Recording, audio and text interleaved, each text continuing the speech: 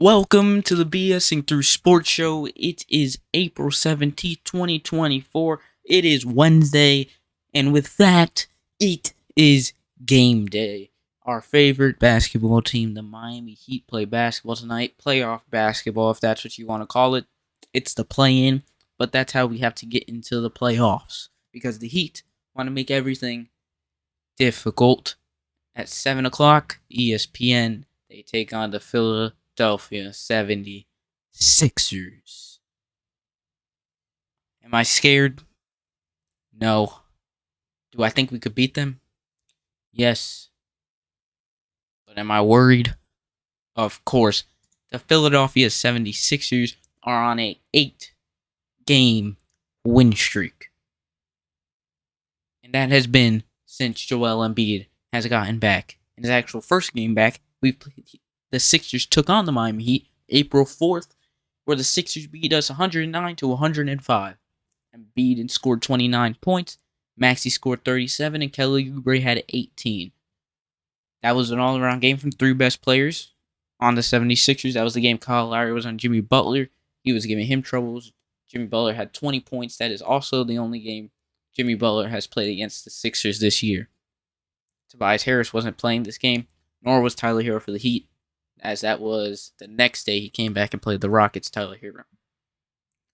So both teams today have two players that are very significant to their scoring and how they play, playing as they didn't play in their last meeting.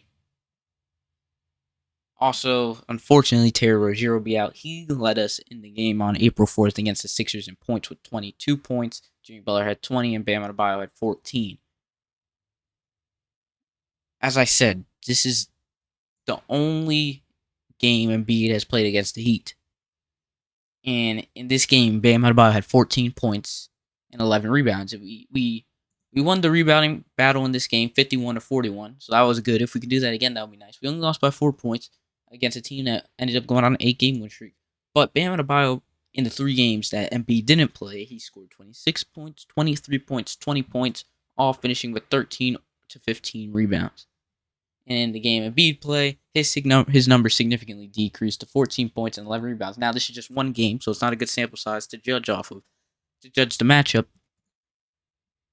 But Bam has been slacking off in his production, especially against that Mavs game, the last good team we faced, the last playoff team we faced. After the Mavs, we faced the Raptors, 2 games set. Blew him out the water, cruise to a victory, easy.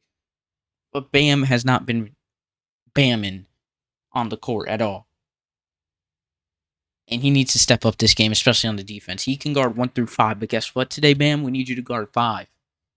And with Terry Rozier out, we need Tyler Hero to lead the way with the ball in his hands. Because Jimmy Butler has not been that dude. Now, what we do need is production from the Jaime Jaquez's, the Kevin Love, who will be back this game. Haywood Highsmith, all of our power forwards. Haywood Highsmith needs to play good defense. That's it. Because Tyrese Maxey getting 37, I don't see that happening again. Kelly Oubre, he can get going. But Tyrese Maxey should not be scoring 37 points. He should not even be scoring more than Embiid. And Embiid, he was scoring a point each minute for his playing time before his injury. He was on the course of an MVP season again. Now, we did hold him to rebounds in the last matchup against him, which was good.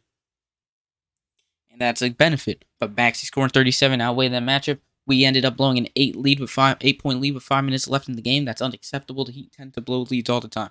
Now, the one person that can kill us, there's always that person from 3 that can kill us. It's Buddy Hield. He can either go 0 for 9 or he can either go 8 for 10. It doesn't matter. It's one of the two. There's no in between.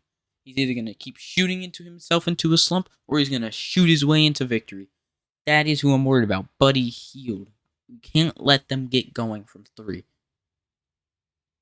And that's one thing we didn't do. We did do is not let Buddy Hield get going from 3, and we didn't let them get going for 3 too much. But Tyrese Maxey had 5 threes. So, who am I rolling with this game? My Miami Heat or the Philadelphia 76ers?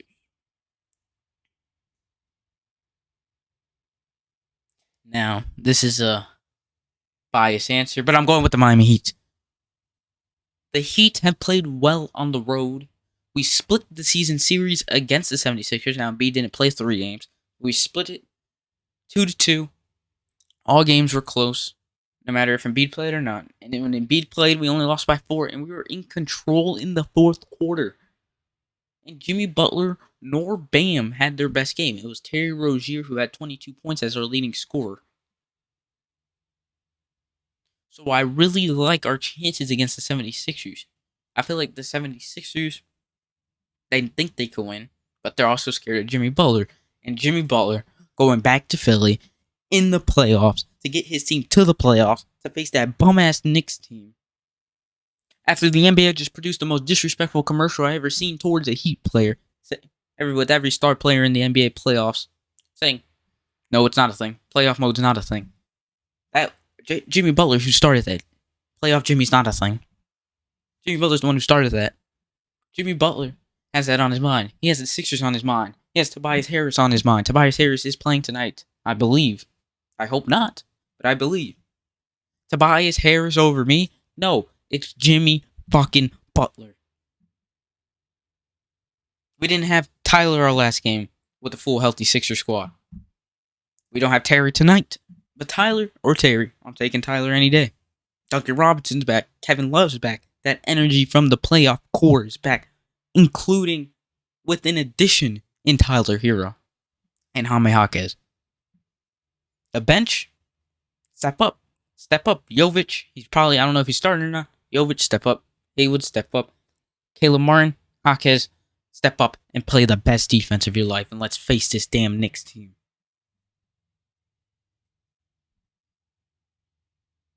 Now moving on to the second play-in game from the East. And if you came here for me to talk about this game, I could care less because whoever loses the 7 and 8 game is definitely going to stomp this 9 and 10 game. The records from 7 and 8 are drastically different from the records from 9 and 10. Both the Heat and the Sixers are 10 games or more over 500. Wow. The Hawks are 10 games under 500, and the Bulls are 4 games under 500. The Bulls, they play the Hawks. I'm just going to go with the Bulls because I like the Bulls more than the Hawks. And I feel like the Hawks would kill the Heat if they do lose this game against the Sixers and play the Hawks. And they did it last year in the play-in, and I don't want to see them. I'd rather see the Bulls. So, let's go Bulls, I guess. I don't know. I don't care.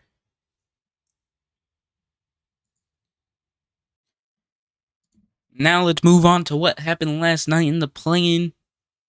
I had my predictions video yesterday where I predicted both the West play-in games. And the first game, the Lakers versus the Pelicans, I took the Lakers. We were correct on this one. The Lakers beat the New Orleans Pelicans 110 to 106.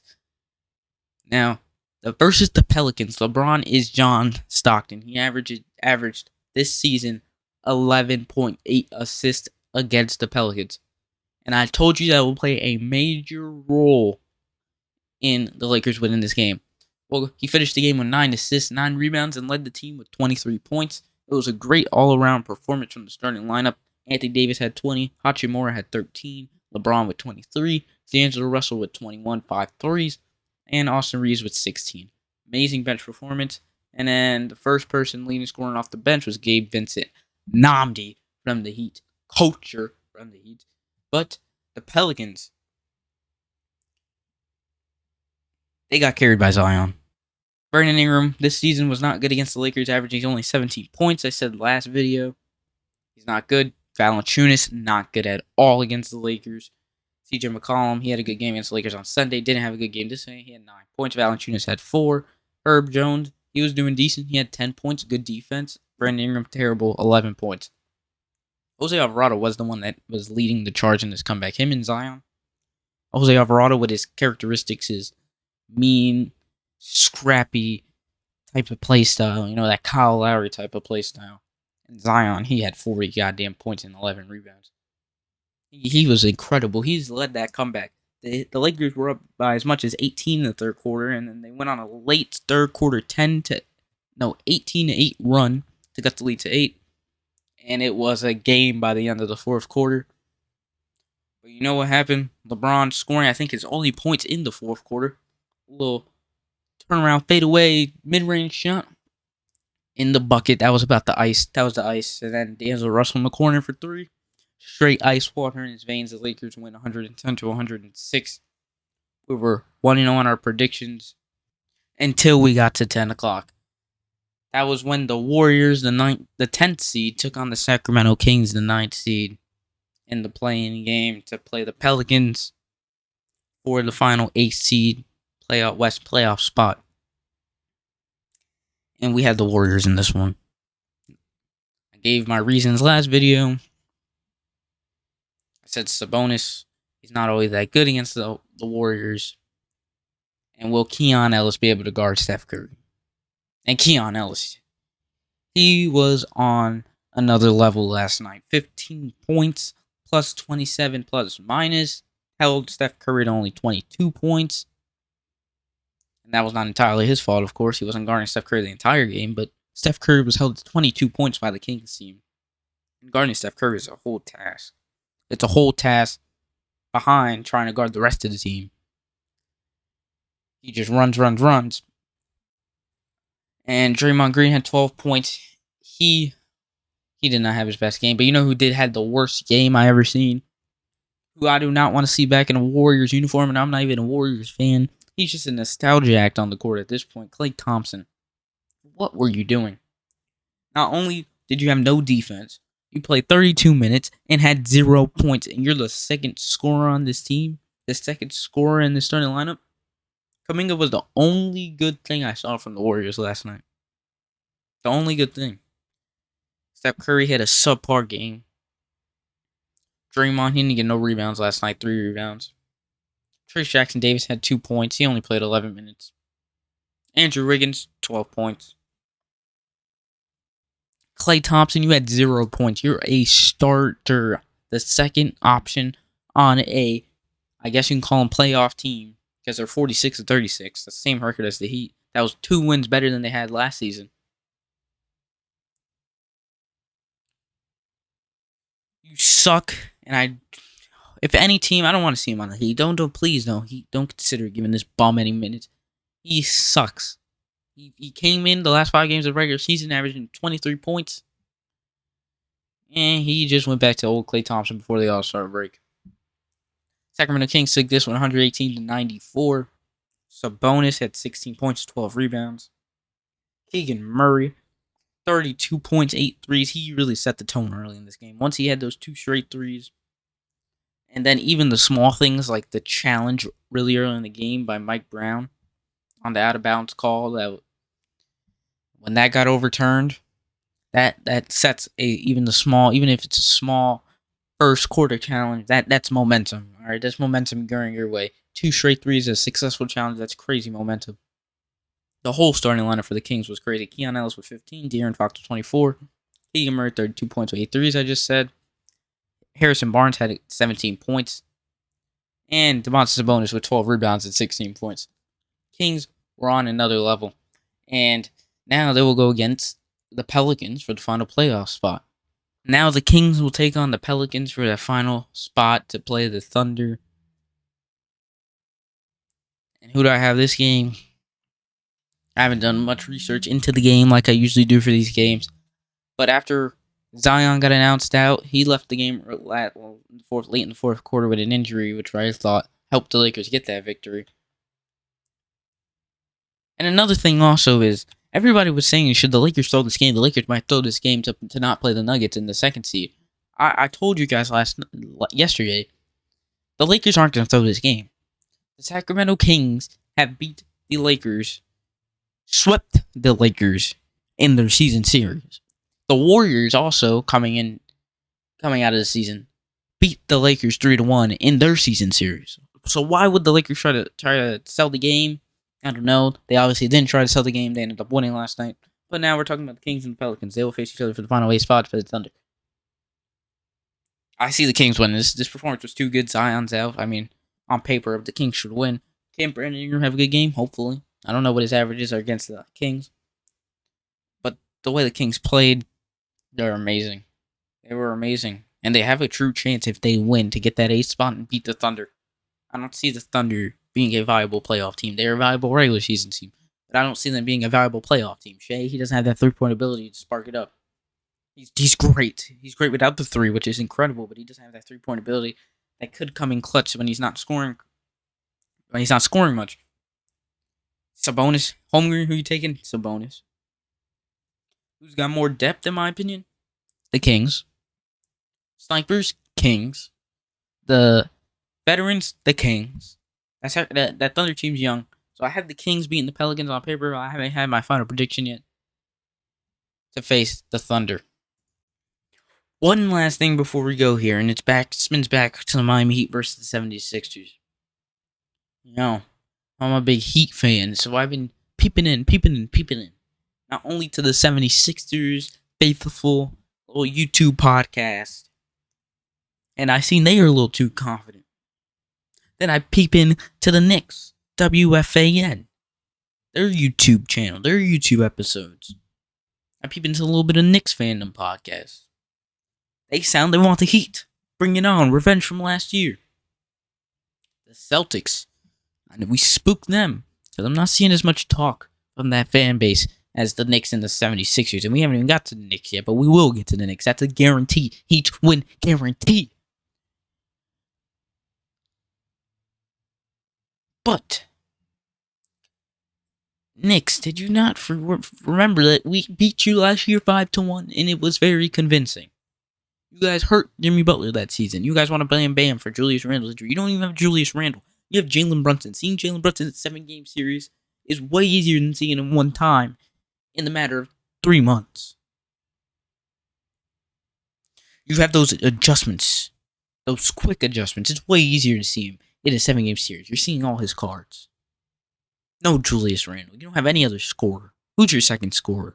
Who is it? You guys saw this without Tyler Hero.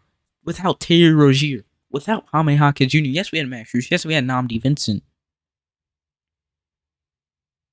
But you trade Max Strus, trade Vincent for Tyler Hero, Terry Rozier, and Jaime Jaquez. I'm taking that 3 over that 2 any day of the damn week.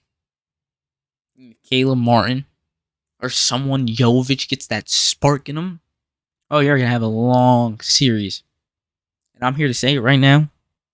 We play the Knicks. The Knicks, that's who I want. The Knicks. I don't want the Celtics. They're good. And I'm not afraid to say they're good. But I'm not scared. If we play the Knicks, guaranteed season win. But let's get through the Sixers first.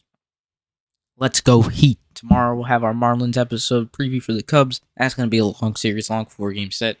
And the Marlins lost their series today. But I need to dig into the game from today because it was a 12 p.m. start. I only caught a little bit of the game. So I need to do some more digging in that. Maybe watch a little bit highlights back. See you guys tomorrow for the Marlins and for the Heat recap.